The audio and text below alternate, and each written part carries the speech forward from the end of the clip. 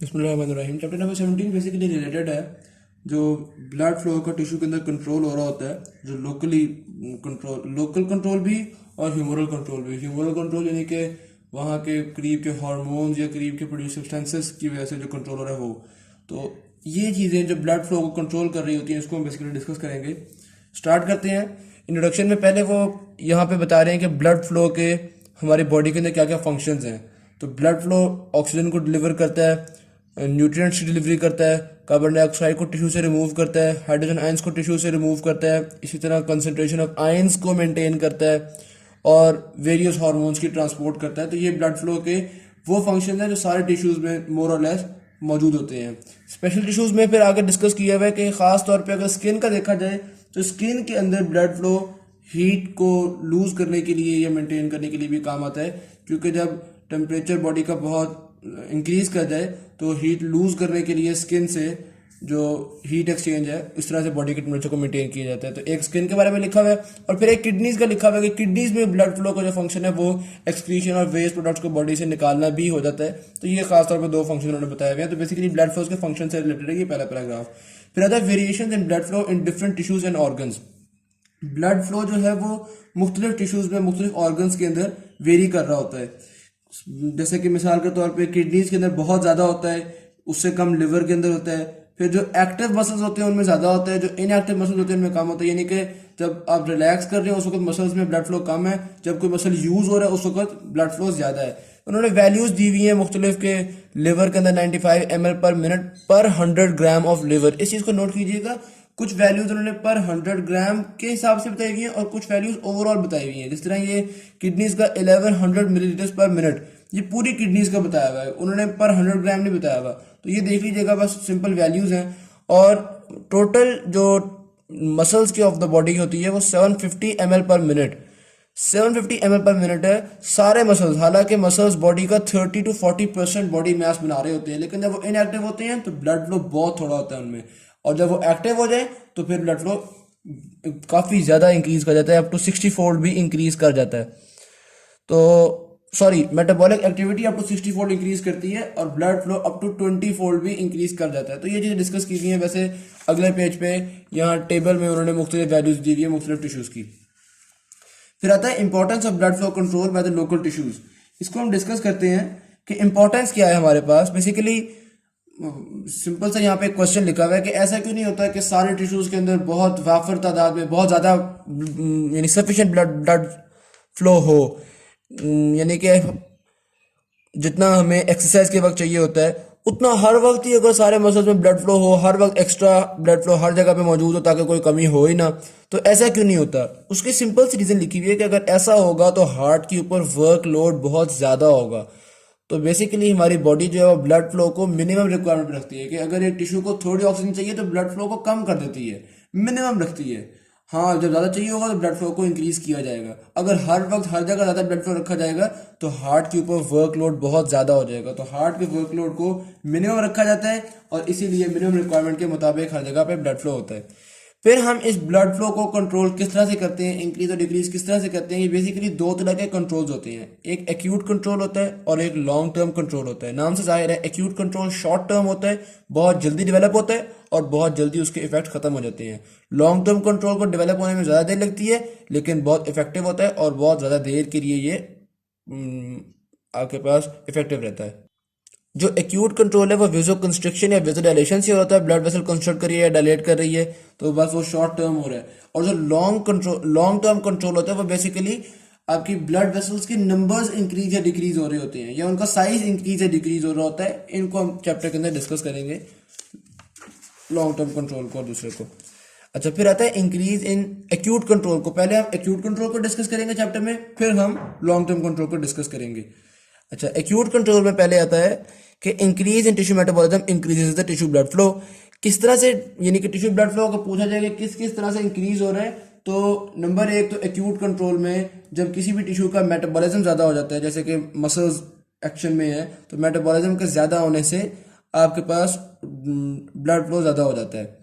यहाँ पे एक एग्जांपल उन्होंने दी है कि अगर 8 टाइम्स मेटाबॉलिज्म ज़्यादा हो रहा है तो ब्लड फ्लो भी अप टू 4 टाइम्स ज़्यादा हो जाता है। एग्जैक्टली उतना नहीं ज़्यादा होता जितनी रिक्वायरमेंट होती है, लेकिन अप टू 4 टाइम ज़्यादा हो जाता है। यानी कि एक चीज़ और भी पता चली कि acute control of blood flow जो है वो जितनी रिक्वायरमेंट होती है उसको कंप्लीटली फुलफिल नहीं कर रहा होता, कंप्लीटली फुलफिल नहीं कर रहा होता। बाद में हम पढ़ेंगे कि जो लॉन्ग टर्म कंट्रोल है वो कंप्लीटली फुलफिल कर रहा होता है, ये एक टेम्परेरीली उसको इंक्रीज कर देता है। अच्छा, अब ये इंक्रीज या डिक्रीज जो वो किस तरह से हो रही होती है, इसके भी हम फैक्टर्स देखेंगे, इसका मैकेनिज्म देखेंगे, ये सारी चीज़ें हम डिस्कस करेंगे। अच्छा, पहली चीज़ तो हमने एक नोटिस किया कि जो ऑक्सीजन की अवेलेबिलिटी है ये एक्यूट ब्लड फ्लो कंट्रोल में बहुत अच्छा एक रोल प्ले कर रही होती है, क्योंकि हमने देखा कि जब भी ऑक्सीजन की अवेलेबिलिटी कम होती है तो वहाँ पे ब्लड फ्लो इंक्रीज हो जाता है।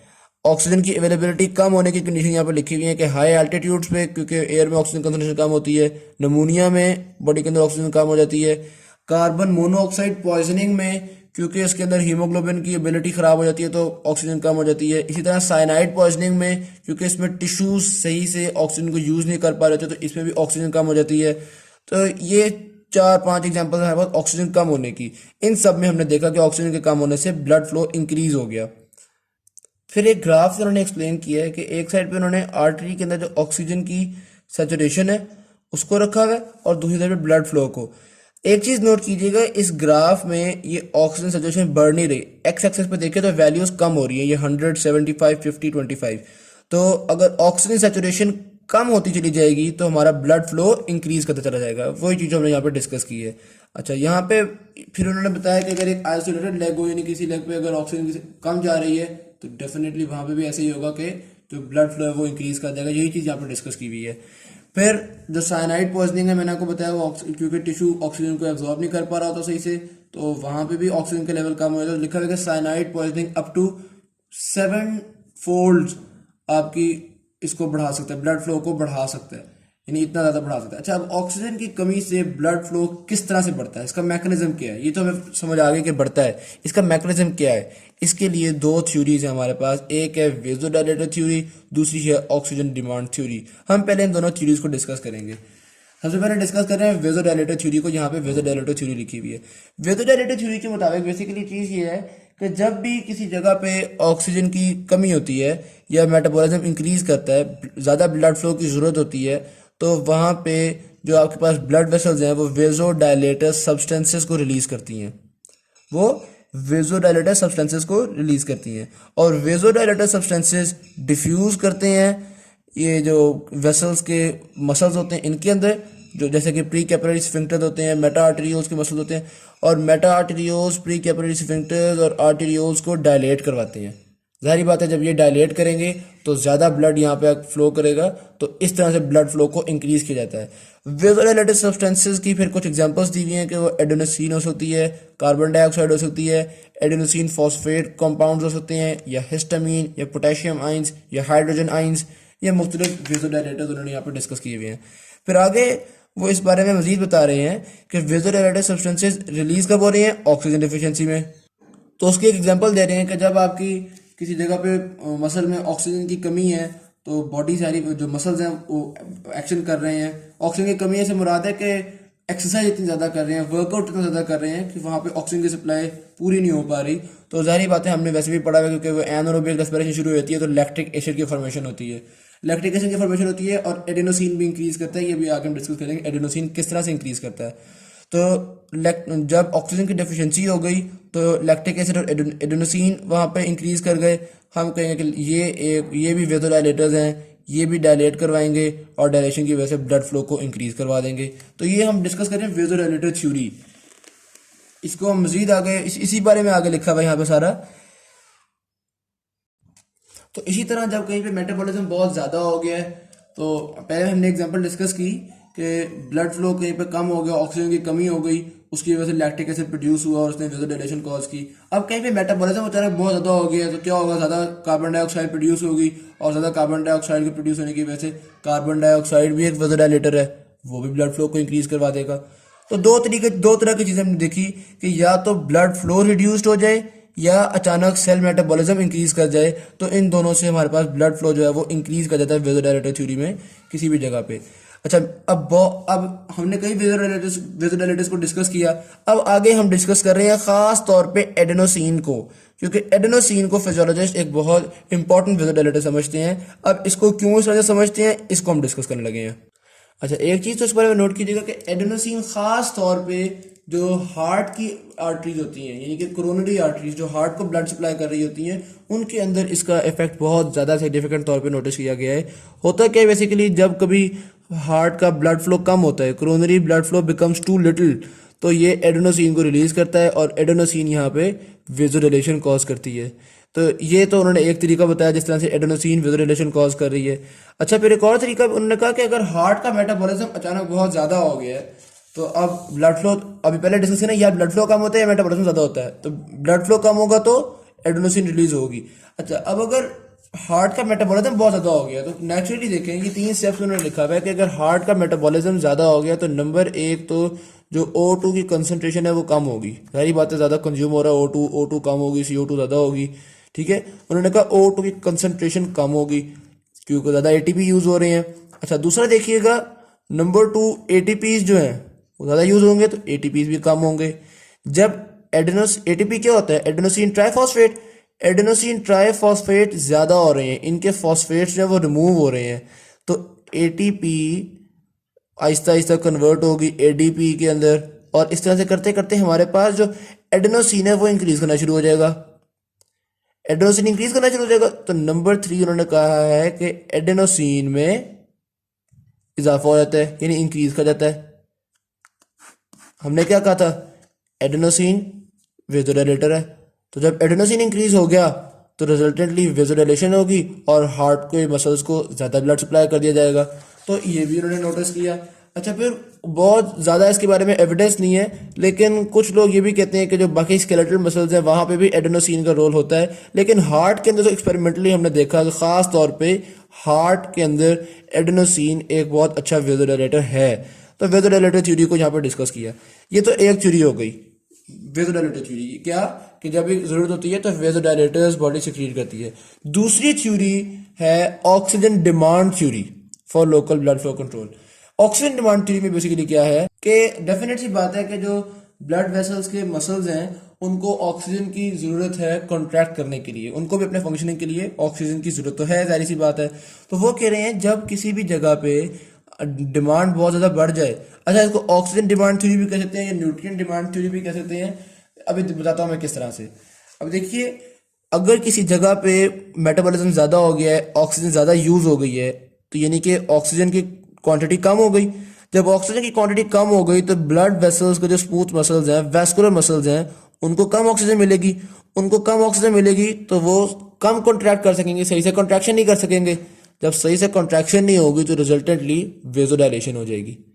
तो इस तरह से ऑक्सीजन की कमी वेसोडाइलेशन कॉज कर देती है। ये तो हमने पहले क्योंकि एक्यूट ब्लड कंट्रोल हम देख रहे थे कि ऑक्सीजन ना हो तो वेसोडाइलेशन कॉज हो रही होती है। पहली चीज़ हमने देखी कि उसकी वजह से वेसोडाइलेटर सब्सटेंसेस सिक्रीट हो रहे हैं, इसलिए ये पहली थ्योरी थी। दूसरी थ्योरी ये कह रही है कि नहीं जी, जब ऑक्सीजन कम होती है तो मसल सही से कॉन्ट्रैक्ट, जो स्मूथ मसल्स हैं ब्लड वेसल्स के, वो सही से कॉन्ट्रैक्ट ही नहीं कर पाते हैं, जिस वजह से डायलेशन हो जाती है और ब्लड फ्लो इंक्रीज हो जाता है। तो ये दूसरी थ्योरी है इस बारे में कि ऑक्सीजन की कमी किस तरह से कॉज करती है। अच्छा, जिस तरह से ऑक्सीजन की कमी होगी तो वेसोडाइलेशन हो जाएगी, इसी तरह से जब न्यूट्रिएंट्स की कमी होगी, रही बात है न्यूट्रिएंट्स भी यूज होते हैं जब मेटाबॉलिज्म इंक्रीज होता है, न्यूट्रिएंट्स की कमी होगी तो इसी तरह न्यूट्रिएंट्स भी रिक्वायर्ड होते हैं स्मूथ मसल्स को। तो इसको इसलिए उन्होंने ऑक्सीजन डिमांड थ्योरी या न्यूट्रिएंट डिमांड थ्योरी भी इसको कहा जा सकता है। अच्छा, यही चीज़ यहाँ पे एक्सप्लेन की हुई है।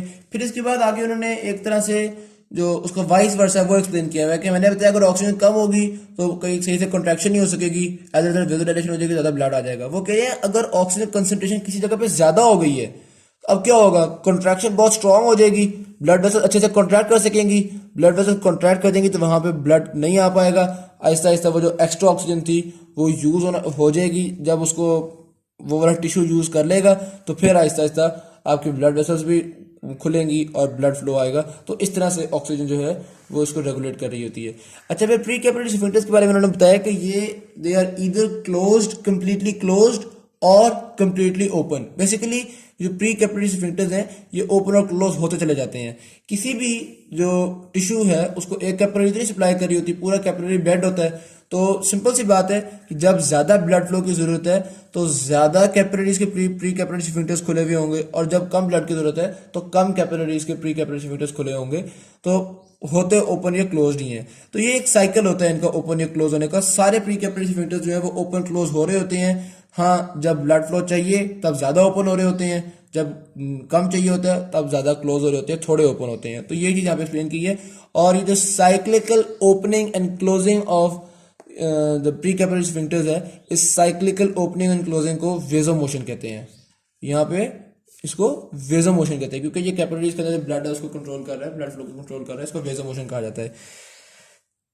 ऑलराइट, ये कॉन्सेप्ट मैंने आपको बता दिया।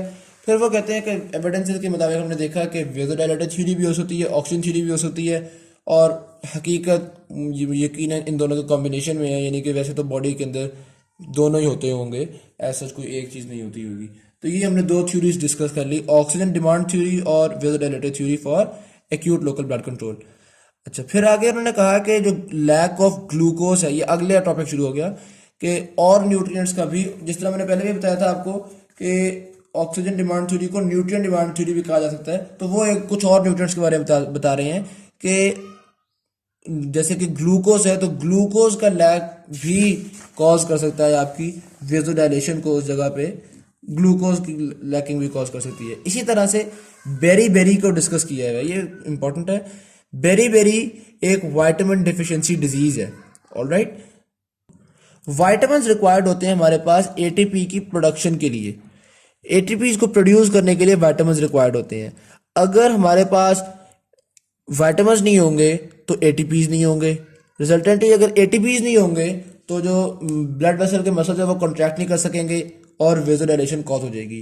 तो बेरी के अंदर सारी बॉडी के अंदर ही कुछ ना कुछ वेजोडाइलेशन होती है। ब्लड फ्लो इंक्रीज कर जाता है 2 गुना से 3 गुना, लिखा हुआ 2 फोल्ड to 3 फोल्ड हो जाता है सारी बॉडी के अंदर विदाउट नीड, जरूरत नहीं है। लेकिन विटामिन कम है जिस वजह से एटीपी कम है और स्मूथ मसल्स कॉन्ट्रैक्ट नहीं कर पा रहे, तो ब्लड वेसल्स डायलेट हो गई हैं, ब्लड फ्लो इंक्रीज हो गया। तो ये बेरी को उन्होंने डिस्कस किया है। फिर special examples of acute metabolic local हाँ जी, इसको हम डिस्कस करते हैं।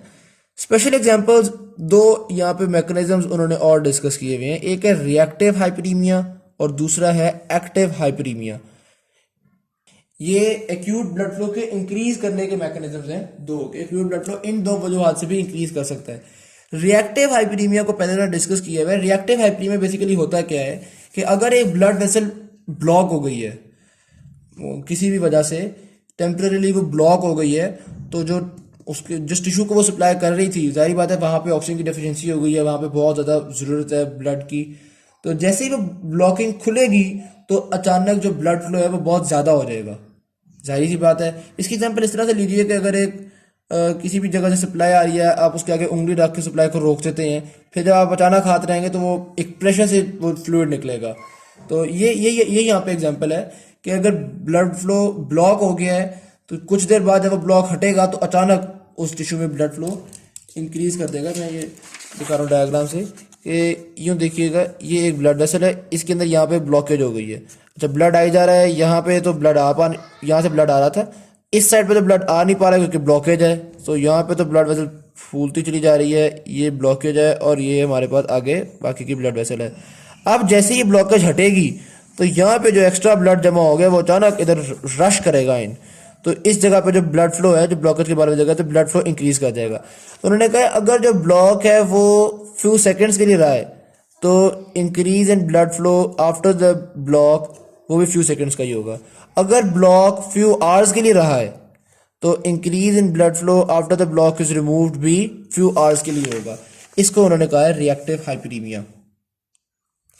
अच्छा, ये जो मैंने एक एग्जांपल आपको दिखाई कि वे जगह पे फेल हो रहा है, जब ज़्यादा टाइम के लिए होता है तो बेसिकली इस तरह से भी होता है कि क्योंकि जब सेवरल आवर्स के लिए, जाहिर बात है सेवरल आवर्स के लिए अगर ये आ गया तो इतना तो नहीं यहाँ पे ब्लड जमा होगा। तो बेसिकली होता क्यों है, सेवरल आवर्स अगर ब्लॉक रहे तो सेवरल आवर्स ब्लड फ्लो ज़्यादा क्यों रहता है, क्योंकि अगर बहुत ज़्यादा टाइम के लिए ब्लॉकेज रही है तो जो आगे वाले टिश्यूज़ हैं उन टिश्यूज़ की ऑक्सीजन की डेफिशिएंसी बहुत थोड़ी हो गई है, सॉरी ऑक्सीजन डेफिशिएंसी बहुत ज़्यादा हो गई, यानी ऑक्सीजन बहुत थोड़ी हो गई है इधर आगे वाले टिश्यूज़ पे। तो जब कई घंटों के बाद ये हटेगा तो फिर इतनी जो कमी आई हुई है उस कमी को पूरा करने के लिए कई घंटों के लिए ब्लड फ्लो को ज़्यादा रखना पड़ेगा। तो ये रीज़न उन्होंने यहाँ पे बेसिकली एक्सप्लेन की हुई है। फिर हम दूसरी चीज़ के ऊपर आते हैं, रिएक्टिव हाइपरीमिया में डिस्कस कर लिया, फिर आता है एक्टिव हाइपरीमिया। ये बेसिकली क्या होता है, ये बेसिकली सिंपल है कि जब मेटाबॉलिज्म इंक्रीज कर रहा है किसी भी जगह पे, किसी भी टिश्यू का मेटाबॉलिज्म इंक्रीज कर रहा है, तो उसकी वजह से ब्लड फ्लो इंक्रीज कर जाता है। ये चीज़ पहले भी हमने डिस्कस की है कि अगर मिसाल के तौर पर मसल का मेटाबॉलिज्म 60 टाइम्स इंक्रीज कर जाता है तो 20 टाइम्स जो है वहाँ का ब्लड फ्लो भी इंक्रीज हो रहा होता है। तो ये एक्टिव हाइपरीमिया बहुत सिंपल चीज़ है, पहले भी हम डिस्कस इस तरह पहले भी ये कॉन्सेप्ट डिस्कस हो चुका है बेसिकली। अच्छा, auto regulation of blood flow during changes in arterial pressure, metabolic and myogenic mechanism. अच्छा, अब बेसिकली ऑटो रेगुलेशन होती क्या है, जब ब्लड फ्लो इंक्रीज होगा। अभी तक तो हम डिस्कस कर रहे थे ना एक्यूट ब्लड फ्लो के इंक्रीज होने को, हमने देखा कि जी ऑक्सीजन की कंसंट्रेशन इफेक्ट कर रही है। ऑक्सीजन की कंसंट्रेशन कैसे इफेक्ट कर रही है, उसके लिए विजुअल थ्योरी थी, ऑक्सीजन डिमांड थ्योरी थी। फिर उसके अलावा दो न्यूट्रिएंट्स थे, ग्लूकोज और बेरी को डिस्कस किया। फिर दो स्पेशल एग्जांपल्स थी, क्या रिएक्टिव हाइपरीमिया की और एक्टिव हाइपरीमिया की, बहुत सिंपल थी। अब हमने देखा कि चलो इन तरह से तो ब्लड फ्लो बढ़ तो गया है, लेकिन ब्लड फ्लो बढ़ जाने के बाद वापस जो नॉर्मल पे आता है, तो इस वापस नॉर्मल पे आने को हम कहते हैं ऑटो रेगुलेशन। लिखा हुआ है this return of flow towards the normal is called as auto regulation. अब ये ऑटो रेगुलेशन किस तरह से होती है, इसके लिए हमारे पास फिर मजीद दो थ्योरीज हैं। पहली थ्योरी है मेटाबॉलिक थ्योरी, दूसरी थ्योरी है मायोजेनिक थ्योरी। इन दोनों थ्योरीज को हम डिस्कस करते हैं। मेटाबॉलिक थ्योरी बेसिकली क्या, ये तो उसी तरह से काफी सिंपल है। इसमें उन्होंने क्या कहा हुआ है कि जब किसी जगह पे ब्लड फ्लो इंक्रीज हो जाता है तो वहां पे ऑक्सीजन भी वाफर पहुंच जाती है। जब इतनी वाफर ऑक्सीजन पहुंच जाती है तो वो उस जगह के जो वेजोडाइलेटर्स हैं वो भी खत्म होना शुरू हो जाते हैं, अगर वेजोडाइलेटर थ्योरी को देखा जाए। और अगर ऑक्सीजन डिमांड थ्योरी को भी देखा जाए तो उसमें भी ऑक्सीजन काफ़ी वहाँ पहुंच जाती है, तो रिजल्टेंटली दोबारा से ब्लड फ्लो को कम कर देते हैं, क्योंकि वेजोडाइलेटर्स अगर कम हो गए तो भी यही होगा कि ब्लड फ्लो नॉर्मलाइज हो जाएगा। और अगर ऑक्सीजन डिमांड थ्योरी को देखा जाए तो ऑक्सीजन की सप्लाई इतनी चली जाएगी कि कॉन्ट्रैक्शन हो जाएगी और हमारे पास आराम से नॉर्मलाइज हो जाएगा। तो ये तो होगी मेटाबॉलिक थ्योरी। दूसरी थ्योरी आती है myogenic theory. Myogenic theory basically क्या है, इसके मुताबिक जब किसी भी जगह पे स्ट्रेच होता है, ये मैं आपको एक एग्जांपल मतलब डायग्राम से दिखाता हूँ कि ये अगर हमारे पास ब्लड वेसल है, इस ब्लड वेसल में एक्स्ट्रा ब्लड मतलब काफ़ी जैसे ब्लड फ्लो इंक्रीज हुआ है, तो जो इसकी वॉल्स हैं उनको एक स्ट्रेच फील करना पड़ रहा है। इस स्ट्रेच की वजह से, ये अगर मैं इसका क्रॉस सेक्शन शो कर रहा हूँ, तो इस स्ट्रेच की वजह से यहाँ पे जो आपके पास स्मूथ मसल के सेल्स हैं वो भी यही वजह स्ट्रेच हो रहे हैं, ब्लड फ्लो तब इंक्रीज हुआ है। स्ट्रेच की वजह से कैल्शियम आयंस जो हैं वो इसके अंदर मूव कर जाते हैं। कैल्शियम आयंस जब मूव कर जाते हैं तो वो इन स्मूथ मसल्स की कॉन्ट्रैक्शन को अच्छा करते हैं, तो स्मूथ मसल्स कॉन्ट्रैक्ट करके वापस ब्लड फ्लो को नॉर्मलाइज कर देते हैं। नतीजतन हुआ क्या, बहुत सिंपल सी बात है कि स्ट्रेच ने स्मूथ मसल्स की कॉन्ट्रैक्शन कॉज की है। स्ट्रेच की वजह से स्मूथ मसल्स कॉन्ट्रैक्ट किए हैं। जब भी स्ट्रेच होगा तो स्मूथ मसल्स कॉन्ट्रैक्ट करेंगे। ये इसका कॉन्सेप्ट है। ये मायोजेनिक थ्योरी में है कि sudden stretches of small blood vessels causes the smooth muscles of the vessel wall to contract. तो ये इसकी थ्योरी थी। अच्छा, तो चूंकि ये कैल्शियम की वजह से हो रहा है, ये जो मायोजेनिक थ्योरी में जो वापस कॉन्ट्रैक्शन है वो कैल्शियम आयंस की वजह से हो रही है, या उन्होंने यहाँ पे लिखा हुआ है कि कुछ और आयंस की वजह से भी ऐसा हो सकता है। Channels in vascular passage pressure may also open और close other ion channels that influence vascular contraction, की अदर और आयन चैनल्स भी खुल सकते हैं, हो सकता है वो वैस्कुलर कॉन्ट्रैक्शन कॉज कर रहे हो। लेकिन एक चीज़ तो तय है कि ये न्यूरल रिस्पॉन्स या ह्यूमोरल रिस्पॉन्स नहीं है, बल्कि वो स्ट्रेच की वजह से वो जगह नेचुरली एक्ट कर रही है। अच्छा, ये वाला जो मैकेनिज्म है, दो मैकेनिज्म पढ़े ना हमने, मेटाबॉलिक थ्योरी पढ़ी और मायोजेनिक थ्योरी पढ़ी। तो ये जब मायोजेनिक मैकेनिज्म है ये बहुत ज़्यादा एप्लीकेबल नज़र आता है हमें जब किसी भी जगह पे ओवर जो ब्लड वेसल्स है वो ओवर स्ट्रेच कर रही हैं, ब्लड यानी कि ब्लड फ्लो अचानक बहुत इंक्रीज हो रहा है, तो उस जगह पे हम देखते हैं कि हाँ ये वाला मैकेनिज्म बहुत इफेक्टिव नज़र आ रहा है हमें। लेकिन जब मेटाबॉलिज्म की इंक्रीज है या मेटाबॉलिज्म की वजह से ब्लड फ्लो आ रहा है या कम हो रहा है, तो हम देखते हैं कि जो मेटाबॉलिक थ्योरी है वो ज़्यादा एप्लीकेबल है। तो हकीकत ये है कि बॉडी के अंदर दोनों थ्योरीज ही एप्लीकेबल हैं। अच्छा, उसके बाद ये जो मेटाबॉलिक थ्योरी थी और मायोजेनिक थ्योरी थी, ये सारे बॉडी के टिश्यूज़ के लिए थी, ये एक जनरलाइज थ्योरीज थी। लेकिन बॉडी के पर्टिकुलर टिश्यूज़ के लिए कुछ फर्क मैकेनिज्म्स भी होते हैं, उसको यहाँ पे डिस्कस किया है। जैसे कि किडनीज के अंदर बेसिकली क्या होता है, मैं आपको एक किडनी का नेफ्रॉन ड्रॉ करके दिखाने लगा हूँ। ये अगर एक सिंपल सी रफ सी एग्जांपल एक डायग्राम है, तो ये हमारे पास आ गया ग्लोमेरुलर, यहाँ पे एफरेंट आर्टेरियोल्स आ रहे हैं, और ये इफरेंट आर्टेरियोल्स निकल रहे हैं, तो ये हैं एफरेंट आर्टेरियोल्स, और यहाँ पे हमारे पास पूरा ग्लोमेरुलर कैपिलरीज है। ये बोमेंस capsule, proximal convoluted tubule, loop of Henle, distal convoluted tubule की जो स्टार्टिंग होती है ये वाली जगह, यहाँ पे हमारे पास एक एपिथेलियल स्ट्रक्चर मौजूद होता है। यानी यहाँ की जो एपिथेलियम है इसका एक स्ट्रक्चर है, उसका नाम है मैकुला डेंसा। उसका नाम है मैकुला डेंसा। ये बेसिकली क्या करता है कि अगर मिसाल के तौर पे यहाँ पे डिस्टल कन्वोल्यूटेड ट्यूब्यूल के अंदर फ्लूइड बहुत ज़्यादा हो गया है, तो मैकुला डेंसा ने हिसाब लगाया कि इसका मतलब है कि ब्लड फ्लो कुछ ज़्यादा हुआ है। मैकुला डेंसा इफेक्ट करेगा एफरेंट आर्टेरियोल को और इधर ब्लड फ्लो को डिक्रीज करेगा। और अगर यहाँ पे फ्लूइड कम है तो फ्लूइड को इंक्रीज करने के लिए ये एफरेंट आर्टेरियोल को कहेगा कि ब्लड फ्लो बढ़ाओ, ज़्यादा ब्लड आएगा, इसको डायलेट करेगा। लेकिन अगर फ्लूइड ज़्यादा आ रहा है इस जगह पे, मैकुला डेंसा उसको सेंस करेगा और एफरेंट आर्टेरियोल्स को कहेगा कि ब्लड फ्लो को कम करो। तो मैकुला डेंसा यहाँ किडनीज के अंदर एक रोल प्ले कर रहा होता है ये जो एफरेंट आर्टेरियोल्स हैं इसके लिए। ये जो मैकेनिज्म था इसको हम कहते हैं ट्यूबुलोग्लोमेरुलर फीडबैक। ट्यूबुलोग्लोमेरुलर फीडबैक, क्योंकि ग्लोमेरुलर कैपिलरीज के जो एफरेंट आर्टेरियोल्स हैं उनको अफेक्ट कर रहा है और जो ट्यूब्यूल है उसके ऊपर मैकुला डेंसा मौजूद है, तो हमने नाम दिया ट्यूबुलोग्लोमेरुलर फीडबैक। ये होता है किडनीज में, मैकुला डेंसा की वजह से होता है, एफरेंट आर्टेरियोल्स के ऊपर मैकुला डेंसा इफेक्ट करता है। ये डिस्कस किया हमने किडनीज में। अच्छा, ब्रेन के अंदर क्या होता है? बेसिकली ब्रेन बहुत ज्यादा सेंसिटिव होता है कार्बन डाइऑक्साइड और हाइड्रोजन आयंस की कंसंट्रेशन को। इसके बढ़ने से ब्रेन को बहुत जल्दी फर्क पड़ता है। तो पहले तो हमने ऑक्सीजन को ज़्यादा डिस्कस किया, लेकिन ब्रेन के अंदर कार्बन डाइऑक्साइड और हाइड्रोजन आयंस का बढ़ना भी खास तौर पे ब्लड फ्लो को बहुत ज़्यादा रेगुलेट करता है, क्योंकि कार्बन डाइऑक्साइड थोड़ी सी भी बढ़ेगी तो फौरन ब्लड फ्लो वहाँ पे इंक्रीज किया जाएगा। तो ये डिस्कस कर लिया हमने ब्रेन के अंदर कार्बन डाइऑक्साइड और हाइड्रोजन।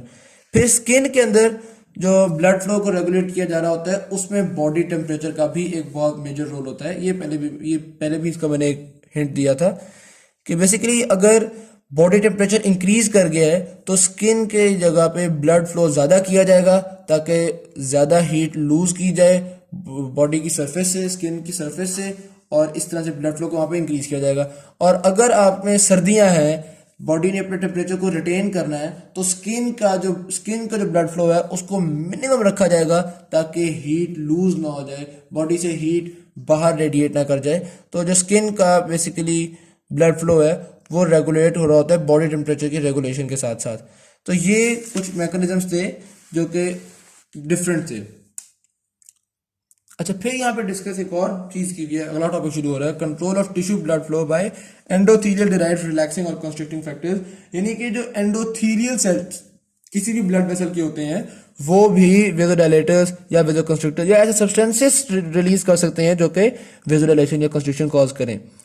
तो उनके अंदर अब एक इंपॉर्टेंट जो उन्होंने यूज किया हुआ है वो यहाँ पे निट्रिक ऑक्साइड के बारे में बताया हुआ है। निट्रिक ऑक्साइड एक एंडोथेलियल डिराइव्ड रिलैक्सिंग फैक्टर है, यानी कि ये ब्लड वेसल्स को रिलैक्स करता है। अच्छा, अब निट्रिक ऑक्साइड के बारे में बहुत डिटेल यहाँ पे दी हुई है, वो हम बताने यहाँ पे शुरू करते हैं। बेसिकली निट्रिक ऑक्साइड एक लिपोफिलिक गैस है, यानी कि लिपिड्स के साथ अट्रैक्शन है, लिपोफिलिक गैस है। और यहाँ पे अगर हम डायग्राम को देखें तो ये बन किस तरह से रहा है, ऑक्सीजन और आर्जिनिन से बन रहा होता है, और जो एंजाइम फॉर्म कर रहा होता है उस एंजाइम का नाम है endothelial derived nitric oxide synthase enzyme. तो ये उन्होंने यहाँ पे एंजाइम का नाम लिखा हुआ है, डायग्राम में शो किया हुआ है कि इसको जो एब्रीविएशन है वो ENOS है, यानी ई स्मॉल ई और कैपिटल NOS। तो endothelial derived nitric oxide synthase enzyme वो एंजाइम है जो कि ऑक्सीजन से और आर्जिनिन से निट्रिक ऑक्साइड को फॉर्म कर रहा है। अच्छा, वंस निट्रिक ऑक्साइड फॉर्म हो गई, निट्रिक ऑक्साइड क्या करेगी, ये सॉल्युबल गुआनाइलेट साइक्लेज को एक्टिवेट करेगी। सॉल्युबल गुआनाइलेट साइक्लेज को एक्टिवेट कर दिया इसने, तो ये सॉल्युबल गुआनाइलेट साइक्लेज क्या करती है, इसके दो अहम फंक्शन है। नंबर एक, साइक्लिक गुआनोसिन ट्राइफॉस्फेट यानी साइक्लिक GTP को cyclic guanosine monophosphate cyclic GMP में कन्वर्ट करेगी। क्या कर रही है, साइक्लिक GTP को साइक्लिक GMP में कन्वर्ट कर रही है। ये तो इसका पहला फंक्शन हो गया। और इसका एक और फंक्शन है कि ये activation of cyclic GMP dependent protein kinase करती है। और ये जो cyclic GMP dependent protein kinase है, ये ब्लड वेसल्स को रिलैक्स करने का फंक्शन परफॉर्म कर रही है। कितनी इनडायरेक्ट सी बात हो गई। क्या हुआ, एंडोथेलियल सेल्स ने निट्रिक ऑक्साइड को रिलीज किया, निट्रिक ऑक्साइड ने सॉल्युबल गोनालेट साइक्लेज को एक्टिवेट किया, सॉल्युबल गोनालेट साइक्लेज ने क्या किया, एक तो साइक्लिक जीटीपी को साइक्लिक जीएमपी पे कन्वर्ट किया और cyclic GMP dependent protein kinase को एक्टिवेट किया, और इसने cyclic GMP dependent protein kinase ने ब्लड वेसल्स को रिलैक्स किया। तो इस तरह से हमने कहा कि एंडोथेलियल सेल से रिलीज होने वाले निट्रिक ऑक्साइड ने भी ब्लड वेसल्स को रिलैक्स करने में अपना रोल प्ले किया। इसको यहाँ पे उन्होंने डायग्राम में दिखाया हुआ है कि इस तरह से एनओ बनी, एनओ ने एक्टिवेट किया और वहां से ये साइक्लिक जीएमपी ने रिलैक्सेशन कर दी। तो ये चीज़ बहुत सिंपल हो गई। अब आगे हम चलते हैं, वो एक और चीज़ यहाँ पे बता रहे हैं कि जब भी माइक्रो सर्कुलेशन में ब्लड फ्लो इंक्रीज होता है, इसकी क्या एग्जांपल है कि मिसाल के तौर पे यहाँ से एक लार्जर आर्टरी आ रही है और ये आगे आहिस्ता आहिस्ता ये हमारी जगह वो है जहाँ पे कैपिलरीज फॉर्म होना शुरू हो गई, और ये हमारे पास आर्टीरियोल्स हैं। ऑलराइट, ये जगह जो है ये आर्टीरियोल्स हैं हमारे पास। आर्टीरियोल्स ने अपने आप को डायलेट कर दिया। मिसाल के तौर पे अब हम देखते हैं इस टिश्यू को ब्लड की जरूरत है, एक्स्ट्रा ब्लड फ्लो की जरूरत है। आर्टीरियोल्स में क्या हो गई, डायलेशन हो गई, तो आर्टीरियोल में ब्लड ज्यादा आ गया। लेकिन फायदा तो तब होगा ना अगर पीछे से भी ब्लड ज्यादा है, पीछे से भी ब्लड सप्लाई को इंक्रीज तो करना है ना। तो जब आर्टीरियोल्स डायलेट होते हैं ना, तो आर्टीरियोल्स डायलेट होके यानी माइक्रो सर्कुलेशन की जो वेसल्स हैं वो डायलेट होके ये एनओ को रिलीज कर देते हैं। ये एनओ लार्जर आर्टरीज के पास जाता है और जाके इनकी डायलेशन करवाता है। उसी तरह से डायलेशन करवाता है जो भी हमने मैकेनिज्म डिस्कस किया। तो when blood flow through a microvascular portion of the circulation increases, this action secondarily stimulates the release of NO from larger vessels as a result of increase flow. तो यहाँ पे जो इंक्रीज हुआ ये NO को release करवाएगा larger vessels में, और लार्जर वेसल्स में ब्लड इंक्रीज कर देगा ताकि पीछे से ब्लड ज्यादा आए। मैंने जैसे बताया था आपको कि निट्रिक ऑक्साइड के बारे में काफी डिटेल है। अच्छा, तो हमने एंडोथेलियल सेल्स ने एनओ को रिलीज किया, ये चीज यहाँ पे डिस्कस कर ली। फिर यहाँ पे डिस्कस किया कि जब माइक्रो सर्कुलेशन में ब्लड फ्लो बढ़ रहा है, ये भी एनओ को स्टिमुलेट कर रहा होता है लार्जर वेसल्स के अंदर कि वो इंक्रीज हो। फिर एक और चीज उन्होंने बताई है कि जो हमारे पास वेजो कंस्ट्रिक्टर्स होते हैं, आगे हम पढ़ेंगे वेजो कंस्ट्रिक्टर्स को, जैसा कि एंजियोटेंसिन 2। तो वेजो कंस्ट्रिक्टर्स भी एनओ के रिलीज और सिंथेसिस को करवाते हैं। अब सोचें, एनओ तो वेजो डायलेटर है, वेजो कंस्ट्रिक्टर्स को स्टिमुलेट करवा रहे हैं ताकि जब कंस्ट्रक्शन हो रही हो तो उस कंस्ट्रक्शन को एक लिमिट के अंदर रखा जाए, कुछ ना कुछ डायलेशन भी मौजूद हो। इस वजह से वेजो कंस्ट्रिक्टर्स जो हैं वो निट्रिक ऑक्साइड को सिंथेसाइज भी करवा रहे होते हैं और रिलीज भी करवा रहे होते हैं। तो ये भी एनओ की डिटेल चल रही है, जिसपे हमने देखा कि जो एनओ है वो वेजो कंस्ट्रक्शन को कंट्रोल भी कर रहा होता है। फिर उन्होंने कहा कि अच्छा, मिसाल के तौर पे क्रोनिक हाइपरटेंशन है, यानी बहुत ज्यादा ब्लड प्रेशर है, या आपके कोई जो एंडोथेलियल सेल है वो डैमेज हो जाए, ब्लड वेसल डैमेज हो गई है। अब क्या होना चाहिए, जो डैमेज हो गई है तो वेजो कंस्ट्रिक्शन होनी चाहिए ना। जब जाहिर बात है एंडोथेलियल सेल्स निट्रिक ऑक्साइड को सीक्रेट कर रहे थे ना, एंडोथेलियल सेल्स डैमेज हो गए, निट्रिक ऑक्साइड की सिक्रीशन इफेक्ट हो गई। निट्रिक ऑक्साइड की सिक्रीशन इफेक्ट हुई तो वेजो कंस्ट्रिक्शन ज्यादा हो जाएगी। वेजो कंस्ट्रिक्शन तो वैसे हो रही है ना, लेकिन एनओ तो वेजो कंस्ट्रिक्शन को लिमिट कर रहा था क्योंकि एनओ वेजोडाइलेशन कॉज करता है। तो जब एनओ कम हो जाएगी, एंडोथेलियल सेल्स के डैमेज होने से एनओ नहीं बनेगी, तो फिर वेजो कंस्ट्रिक्शन एक्सेसिव हो जाएगी। और ये एक्सेसिव वेजो कंस्ट्रिक्शन ये खतरनाक है, क्योंकि हमने देखा वेजो कंस्ट्रिक्टर्स को कंट्रोल कर रहा था एनओ। अगर एंडोथेलियल सेल्स डैमेज हो गए तो वेजो कंस्ट्रिक्टर्स बेधड़क काम करेंगे, वो बिल्कुल ही वेजो कंस्ट्रिक्शन करवा देंगे, एक्सेसिव वेजो कंस्ट्रिक्शन हो जाएगी। अगर किसी जगह पे हाइपरटेंशन है, मतलब हाई ब्लड प्रेशर है, तो high blood pressure endothelial cells को खराब कर रहा है। एंडोथेलियल सेल्स ने एनओ भी कम कर दिया, पहले ही हाई ब्लड प्रेशर था, एनओ भी कम हो गया तो वेजो डायलेशन भी नहीं होगी और वेजो कंस्ट्रिक्शन हो जाएगी। तो हाई ब्लड प्रेशर का प्रॉब्लम भी जो है वो वल्नरेबल हो जाएगा। तो ये हार्ट, किडनी, ब्रेन टिश्यूज के लिए बहुत ज़्यादा डेंजरस है और इसके बहुत ज़्यादा इंजीरियस इफेक्ट्स हो सकते हैं अगर इसको हम ट्रीट ना करें तो। फिर आगे आता है कि एनओ के डिस्कवरी से पहले, यानी जब हमें ये पता नहीं चला था एनओ किस तरह से इफेक्ट कर रहा होता है, तब भी कुछ ड्रग्स यूज किए जा रहे थे, जैसे कि जो कि नाइट्रेट डेरिवेटिव्स थे। कुछ ड्रग्स का नाम दिया हुआ उन्होंने, निट्रोग्लिसरीन और अमाइल नाइट्रेट्स ये यूज़ किए जा रहे थे।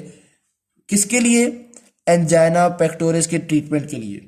एंजाइना पेक्टोरिस बेसिकली क्या होता है कि वेसोकंस्ट्रिक्शन की वजह से ischaemia of the heart muscles, यानी कि हार्ट मसल्स को लैक ऑफ ऑक्सीजन हो जाती है हार्ट मसल्स को, उसकी वजह से हार्ट में पेन होती है, उस पेन को एंजाइना पेक्टोरिस कह रहे हैं।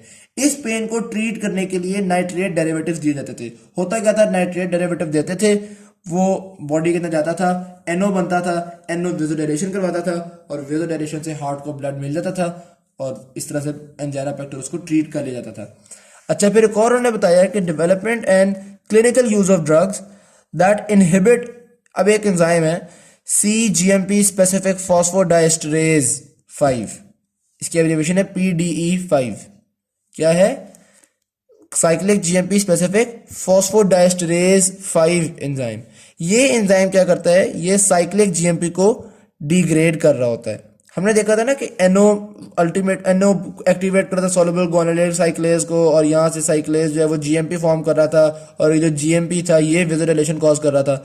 तो इस GMP को थोड़ी देर GMP ने काम किया, फिर GMP को खत्म करने के लिए हमारे पास ये एंजाइम है CGMP स्पेसिफिक फॉस्फोडाइस्टरेज 5 एंजाइम। तो हमने ऐसे ड्रग्स बनाए, जैसे कि सिल्डेनाफिल एक ड्रग का नाम है, ये हमने ड्रग्स बनाए ताकि साइक्लिक GMP को डिस्ट्रॉय ना किया जा सके। ये ड्रग्स जो हैं वो इस एंजाइम को इनहिबिट करते हैं। साइक्लिक GMP स्पेसिफिक फॉस्फोडाइस्टरेज एंजाइम को इनहिबिट कर रहे होते हैं। कंफ्यूजन ना हो जाए, मैं एक दफा फिर बता रहा हूँ। साइक्लिक GMP स्पेसिफिक फॉस्फोडाइस्टरेज एक एंजाइम है जो कि साइक्लिक GMP को डिस्ट्रॉय करता है। हमने ऐसे ड्रग्स बनाए जो इस एंजाइम को इनहिबिट करें ताकि साइक्लिक GMP डिस्ट्रॉय ना हो और वो ज़्यादा देर के लिए वेसोडाइलेशन रख सके। इसको हम एरेक्टाइल डिसफंक्शंस के लिए, पीनस के जो एरेक्टाइल प्रॉब्लम्स हैं उसको ट्रीट करने के लिए यूज़ करते हैं। क्योंकि एरेक्टाइल प्रॉब्लम में बेसिकली क्या है कि पीनस के अंदर जो ब्लड फ्लो है वो ज़्यादा देर के लिए नहीं रह पा रहा, तो ये इस एंजाइम को हम इनहिबिट कर देते हैं ताकि साइक्लिक GMP ज़्यादा देर के लिए रहे, वो ज़्यादा देर के लिए वेसोडाइलेशन कॉज करे और ब्लड फ्लो को प्रोलॉन्ग करे, इसी तरह से एरेक्टाइल फंक्शन को इम्प्रूव करेगा। तो ये हमने ड्रग बनाया एरेक्टाइल फंक्शंस के लिए। अच्छा, फिर आता है endothelial, a powerful vasoconstrictor release from damage endothelium. Endothelium में से हमने वेसोडाइलेटर तो देख लिया कि रिलीज हो रहा है, NO और NO की बहुत सारी डिटेल को भी डिस्कस कर लिया। अब इसके अंदर से एक वेसोकंस्ट्रिक्टर भी रिलीज हो रहा है जिसका नाम है एंडोथिलिन। एंडोथिलिन एक स्ट्रॉन्ग वेसोकंस्ट्रिक्टर है जो कि लार्ज 27 अमाइनो एसिड का पेप्टाइड है। इसके बारे में थोड़ा सा यहाँ पे लिखा हुआ है कि बेसिकली ये एंडोथिलिन सिक्रीट कब होता है, जब एंडोथीलियम डैमेज होती है। पहले हमने पढ़ा था एंडोथीलियम डैमेज होती है तो NO की प्रोडक्शन कम होती है, ठीक, लेकिन एंडोथिलिन की प्रोडक्शन कब हो रही है, जब एंडोथीलियम डैमेज हो रही है। एंडोथीलियम का जो डैमेज है वो किसी भी वजह से हो सकता है, किसी इंजरी की वजह से हो सकता है, हाइपरटेंशन की वजह से हो सकता है। तो ये जो डैमेज है ये एंडोथिलिन को सिक्रीट करवा रही है। अच्छा, अगर तो कोई इंजरी है या कोई होल प्रोड्यूस हो गया है, कोई ब्लीडिंग स्टार्ट हो गई है, तो एंडोथिलिन कंस्ट्रक्शन करवाएगा और ब्लीडिंग को कंट्रोल करेगा, काम बहुत अच्छा हो गया। लेकिन अगर हाई ब्लड प्रेशर की वजह से सिक्रीट हुआ है, तो हाई ब्लड प्रेशर है, ऊपर से एंडोथिलिन भी सिक्रीट हो गया, उसने और कंस्ट्रक्शन करवा दी, ब्लड प्रेशर के मसले मसाइल मजीद इंक्रीज कर दिए, तो इस सूरत हाल में एंडोथिलिन अच्छा नहीं है। तो अच्छा, एंडोथिलिन इस काम किस तरह से करता है, जाहिर सी बात है, एक एंडोथिलिन रिसेप्टर्स होते हैं। क्या होते हैं? एंडोथिलिन रिसेप्टर्स। ये एंडोथिलिन उन रिसेप्टर्स पे जाके लगता है और जाके कंस्ट्रिक्शन को कॉज कर देता है। तो अब अगर हम ऐसा ड्रग यूज करें जो कि इन रिसेप्टर्स को ब्लॉक कर दे, तो एंडोथिलिन काम नहीं कर सकेगा, एंडोथिलिन कंस्ट्रिक्शन कॉज नहीं कर सकेगा और डायलेशन ही रहेगी। तो बेसिकली पल्मोनरी हाइपरटेंशन यानी लंग्स की हाइपरटेंशन को ट्रीट करने के लिए हम ऐसे ड्रग्स यूज करते हैं जो एंडोथिलिन रिसेप्टर्स को ब्लॉक कर दें। ये चीज़ यहाँ पे डिस्कस की हुई है। यहाँ तक एक्यूट ब्लड कंट्रोल जो था वो कंप्लीट हुआ। Long term blood flow control जो है उसको हम पार्ट 2, इस वीडियो के पार्ट 2 में इंशाल्लाह डिस्कस करेंगे। एक दफ़ा एक क्विक से रिव्यू में दे रहा हूँ। हमने देखा एक्यूट ब्लड कंट्रोल जो है ऑक्सीजन की वजह से हो रहा है। 2 थ्योरी थी, वेसोडाइलेटर थ्योरी और ऑक्सीजन डिमांड थ्योरी। अच्छा, इन वजूहात से हो रहा होगा। फिर हमने देखा ग्लूकोज और बेरी को हमने डिस्कस किया। रिएक्टिव हाइपरीमिया और एक्टिव हाइपरीमिया दो खास एग्जांपल्स थी, ये भी हमने डिस्कस किया। अच्छा, फिर जो वापस नॉर्मलाइज हो रहा था वो किस तरह से होता है, उसके लिए मेटाबॉलिक थ्योरी थी और मायोजेनिक थ्योरी थी, हमने उसको डिस्कस किया। ब्रेन, स्किन और किडनी में फ़र्क था, और फिर ये एंडोथेलियम से सिक्रीट होने वाले दो तरह के सब्सटेंसेस को हमने डिस्कस किया।